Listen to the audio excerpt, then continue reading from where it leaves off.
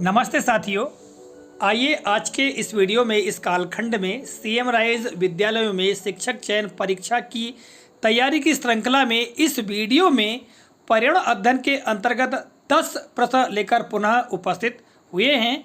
आइए प्रारंभ करते हैं। जैसा कि आप इस पहली स्लाइड में देख पा रहे हैं, प्रश्न क्रमांक 1, कक्षा 3 की पर्यावरण अध्ययन पाठ्य पुस्तक में जो बच्चे बोल एवं सुन नहीं सकते उनके प्रति संवेदनशीलता बढ़ाने के लिए एक कविता दी गई है। कविता है मेरी एक बहन है, मेरी बहन सुन नहीं सकती।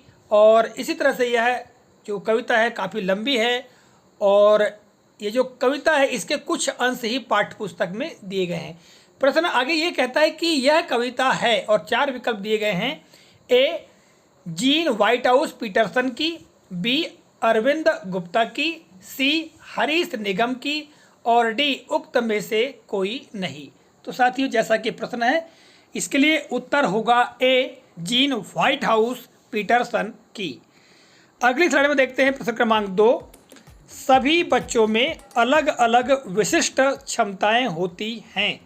यदि इस पर बच्चों के बीच कक्षा में चर्चा कराई जाए तो। इस प्रश्न के लिए 4 विकल्प देखिएगा। ए, एक दूसरे के प्रति संवेदनशील होंगे। बी, बच्चे एक दूसरे का सम्मान करना सीखेंगे। सी, बच्चे एक दूसरे के कामों में सहयोग करना सीखेंगे।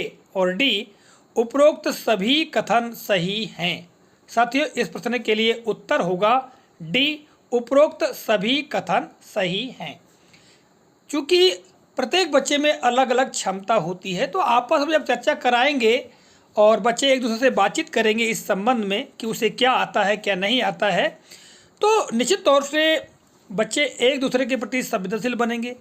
दूसरी बात, एक दूसरे का सम्मान करना भी सीखेंगे और एक दूसरे के कामों में सहयोग करना भी सीखेंगे। इस तरह से इस प्रश्न का उत्तर होगा डी। अगली स्लाइड में देखिएगा प्रश्न क्रमांक 3, चेहरे के हाव भाव से दूसरे की भावनाओं का हमें एहसास होता है। बच्चों को चेहरे से अपनी भावनाओं को व्यक्त करने के लिए प्रेरित करने से होगा। साथियों, प्रश्न को आपने अच्छी तरह से समझ लिया होगा। जैसा कि हम दूसरे के चेहरे को देखते हैं और चेहरे को देखकर उसके भावों को हम समझ लेते हैं कि व्यक्ति गुस्से में है या खुश है या उदास है, तो इस तरह से हम समझ लेते हैं। तो यही बात बच्चे भी महसूस कर सकते हैं कि ये चेहरा क्या कह रहा है। ठीक है, तो बच्चों को भी अपनी भावनाओं को व्यक्त करने के लिए प्रेरित करना चाहिए चेहरे के माध्यम से। तो ऐसा करने से क्या होगा, इसके लिए 4 विकल्प दिए गए हैं। ए, इससे बच्चों को ज़्यादा बात करने की आवश्यकता नहीं होगी, वे इशारों से ही बात समझ जाएंगे। बी, बच्चों में सृजनात्मकता का विकास होगा। सी, बच्चे विभिन्न प्रकार के चेहरों से आनंद उठाएंगे। डी, शिक्षक को संकेतों एवं इशारों से पढ़ाने में काफ़ी आसानी होगी। तो साथियों, इस प्रश्न के लिए उत्तर है बी, बच्चों में सृजनात्मकता का विकास होगा। देखिए, यदि हम बच्चों को प्रेरित करें कि वे अपने चेहरे में ऐसे भाव व्यक्त करें जिससे कि दूसरों को पता चले कि ये खुश है या गुस्से में है या उदास है, ठीक है, तो इस प्रकार चेहरा बनाकर प्रदर्शन करने से यदि हम प्रेरित करेंगे तो बच्चों में सृजनात्मकता का विकास होगा। और साथियों, इस प्रश्न के लिए आप पाठ्य पुस्तक का अवलोकन भी कर सकते हैं। आइए इस स्लाइड में देखिएगा प्रश्न 4, पक्षियों के बारे में बच्चों को बेहतर जानकारी कराने के लिए आवश्यक है कि। 4 विकल्प हैं। ए, उन्हें बाहर पक्षियों को देखने एवं उनके गुणों को जानने के लिए प्रेरित करें। बी, शिक्षक कक्षा में बच्चों को पक्षियों एवं उनकी विशेषताओं के बारे में बताए। सी, बच्चों से पक्षियों के चित्र बनाने हेतु प्रोत्साहित किया जाए। और डी, उक्त में से कोई कथन सही नहीं है। तो साथियों, इसका उत्तर है ए, उन्हें बाहर पक्षियों को देखने एवं उनके गुणों को जानने के लिए प्रेरित करें। ठीक है, इस स्लाइड में देखिएगा प्रश्न क्रमांक 5, कक्षा 3 की पर्यावरण अध्ययन पाठ्य पुस्तक के पाठ 9 बादल आए बारिश लाए में दी गई कविता बादल आए इनके द्वारा लिखी गई है। 4 विकल्प दिए गए हैं। ए हरेंद्र नाथ चट्टोपाध्याय, बी हरीश निगम, सी अरविंद गुप्ता और डी उक्त में से कोई नहीं। तो साथियों इसका उत्तर है बी हरीश निगम। और साथियों पाठ्य पुस्तक में जो कविताएं आई हैं उनके लेखकों के बारे में भी प्रश्नों में हम जानकारी देते चल रहे हैं। यदि कभी किसी कविता के बारे में पूछ लिया जाता है तो हमको इसके बारे में ज्ञात भी होना चाहिए। देखिएगा इस स्लाइड में प्रश्न क्रमांक 6, बच्चों के बारिश से जुड़े अनुभवों को कक्षा में सुनने से। प्रश्न एक बार फिर से सुन लीजिएगा। बच्चों के बारिश से जुड़े अनुभवों को कक्षा में सुनने से। 4 विकल्प हैं।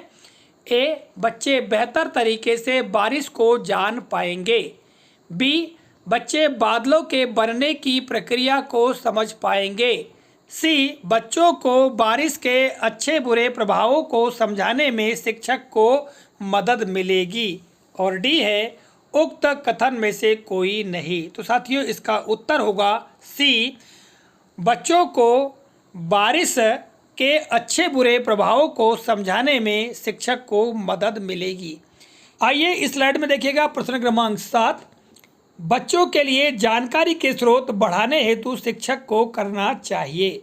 साथियों इस प्रश्न में जो पूछा गया है वो ये है कि बच्चों के लिए यदि हम जानकारी के स्रोत बढ़ाना चाहते हैं कि बच्चों को कहाँ कहाँ से ज्ञान और प्राप्त हो या जानकारियाँ और भी प्राप्त हो तो उसके लिए क्या करना होगा। तो इसमें 4 विकल्प दिए गए हैं। ए बच्चों को स्वयं अवलोकन करने का अवसर देना चाहिए, बी घर के लोगों से बात करने को प्रेरित करना चाहिए, सी बच्चों को आपस में बातचीत करने के पर्याप्त अवसर देना चाहिए और डी है उक्त सभी कथन सही हैं। तो साथियों इसका उत्तर होगा उक्त सभी कथन सही हैं। आइए इस स्लाइड में देखिएगा प्रश्न क्रमांक 8, निम्न में से भोजन पकाने का कौन सा तरीका सबसे अधिक सस्ता है। 4 विकल्प हैं। ए लकड़ी एवं उपले, बी विद्युत हीटर, सी सोलर कुकर, डी रसोई गैस।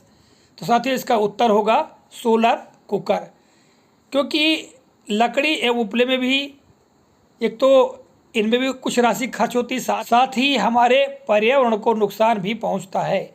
विद्युत हीटर में विद्युत की खपत होती है जिससे हमें विद्युत बिल देना होता है। रसोई गैस में भी हमको क्रय करना होता है, जबकि सोलर कुकर सौर ऊर्जा के माध्यम से भोजन को बड़े आसानी से पकाया जा सकता है और यह सबसे सस्ता साधन है।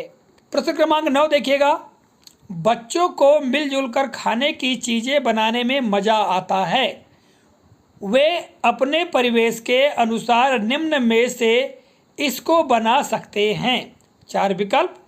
ए नींबू की शिकंजी, बी आम का पना, सी मूंग की चटपटी और डी उपरोक्त सभी।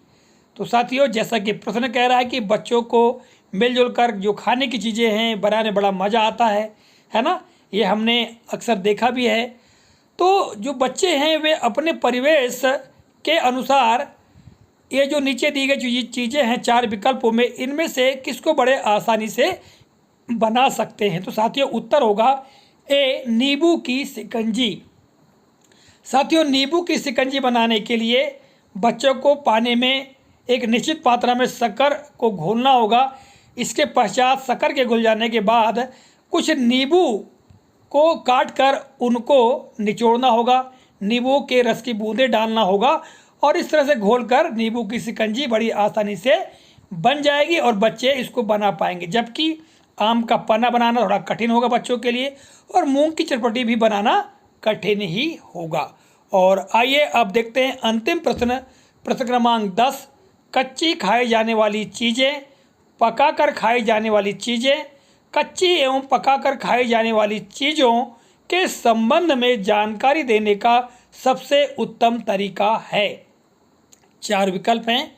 ए प्रत्येक बच्चा अपने घर में प्रयोग होने वाली चीज़ों में से उक्त का वर्गीकरण करें, बी प्रत्येक बच्चे से शिक्षक पूछे एवं श्यामपट्ट पर उसका नाम लिखे, सी बच्चों को आपस में चर्चा करने दें और मिलजुल कर सूची तैयार करने को कहें, डी उक्त सभी कथन सही हैं। तो साथियों इस प्रश्न के लिए उत्तर होगा सी, बच्चों को आपस में चर्चा करने दें और मिलजुल कर सूची तैयार करने को कहें। साथियों जैसा कि प्रश्न कह रहा है, कच्ची खाई जाने वाली चीज़ें, पकाकर खाई जाने वाली चीज़ें और कच्ची एवं पकाकर खाई जाने वाली चीज़ों की के बारे में जो जानकारी है वो अधिक बच्चों को कैसे होगी, क्योंकि बच्चों के अलग अलग परिवार हैं और अलग अलग परिवारों में अलग अलग तरह की चीज़ें खाई जाती हैं। तो बच्चे आपस में जब चर्चा करेंगे और आपस में चर्चा करने के पश्चात उसकी सूची मिलजुल कर तैयार करेंगे तो बच्चों को ज़्यादा से ज़्यादा उक्त चीज़ों की जानकारी होगी कि किन चीज़ों को कच्चा खाया जाता है, किन चीज़ों को पकाकर खाया जाता है और किन चीज़ों को पकाकर या कच्चा ही खाया जाता है। तो साथियों इस तरह से इस कालखंड में इस वीडियो के माध्यम से पर्यावरण अध्ययन के 10 प्रश्नों की जानकारी आपको दी है। आशा करता हूँ यह जानकारी उपयोगी लगी होगी। मिलेंगे अगले कालखंड में, तब तक के लिए जय हिंद।